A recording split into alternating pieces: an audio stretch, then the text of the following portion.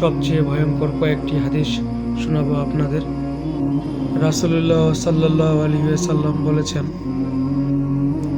যে ব্যক্তি অন্যের গুনাহ নিয়ে খোঁটা দেয়, আল্লাহ তাকে সে গুনাহ না করা পর্যন্ত তার মৃত্যু দিবে না।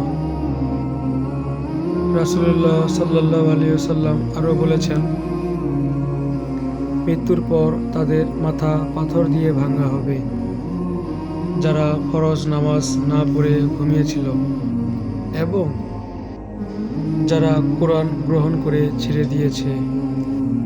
আল্লাহ তাআলা বলেছেন, তুমি ওই দিনকে ভয় করো যেদিন তোমার মুখে তালা লাগিয়ে দেওয়া হবে আর তোমার হাত পা তোমার কৃতকর্মের সাক্ষী দেবে।